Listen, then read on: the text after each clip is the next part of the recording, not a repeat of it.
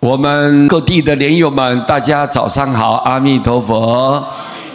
非常开心的利用今天早斋结束了，我就写这一章跟各位大家来介绍。我写这个内容主要是告诉你，念佛旷时找理由啊。我们念佛呢，经常懈怠啊，不放在内心当中，好像不是什么太紧要，所以我们往往时间浪费掉了，找个理由说，哎呀，我今天很忙啊，我今天事情很多啦，还有什么工作要做啦，结果你就把念佛的这件事情呢丢在脑后了。他不知道这个损失可大了，太严重了，一定要注意。念佛是要扎根，要扎得很牢固。越念佛，你的信心道心就越坚固，所以很重要。何时无常不清楚，你什么时候会发生什么事你不知道啊，你不能掌控啊，不能安排啊。尤其现在的社会太奇怪了，骑个摩托车，嘣一下子人就往生了。有的火灾一来，马上就往生了。各位知道吗？山崩地裂一来，任何人都没办法避开啊，结果也死了。这个世间太无常了，所以佛才告诉我们，人活在世间，你要想永远的青春不可能，要永远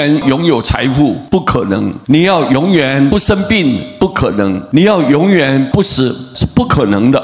所以你看，佛就很清楚地告诉我们这个世间的真相。所以你什么时候会无常来呢？你不清楚吧？我们没有办法去掌握嘛。什么时候该发生怎样状况，我们心里毫无准备。如果生命无常突然间降临在你身上的时候，你措手不及的，你会非常慌乱的、紧张的。所以这个时候一定要小心。你有念佛，你看当下你念佛，我们就直接跳脱了，直接能够离开这个五浊恶世，而且往生西方净土。那个时候多逍遥自在，当下追赶已嫌迟了。现在我们要好好的用功念佛，已经有一点嫌慢了。我们都有岁数嘛，你年纪都有一点年龄了，所以这种状况下，你现在不赶快把这个念佛的善根好好的往下扎根，扎得很牢固的话，各位，现在已经太慢了，那你还要等到什么时候才念佛呢？所以当下你眼前你要追赶了，好好的念佛，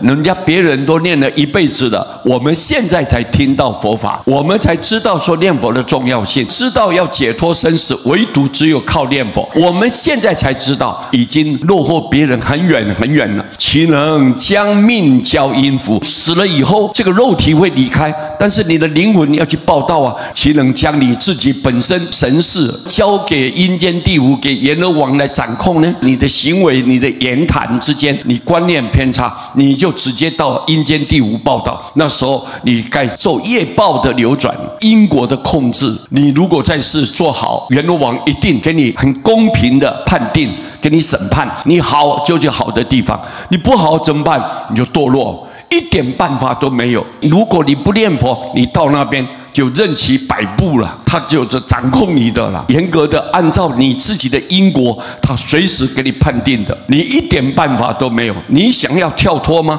想要解开吗？没有办法的。所以各位，我们不能将这个命交给阴间地府啊！你要好好现在就念佛。虽然我过去有做错，虽然我过去有一些不对，我的行为观念错误，但是佛不嫌弃你，只要你念佛，我给你创造希望，创造光明的未来。所以我们这一章就明白的告诉大家，我们要赶紧念佛，对不对啊？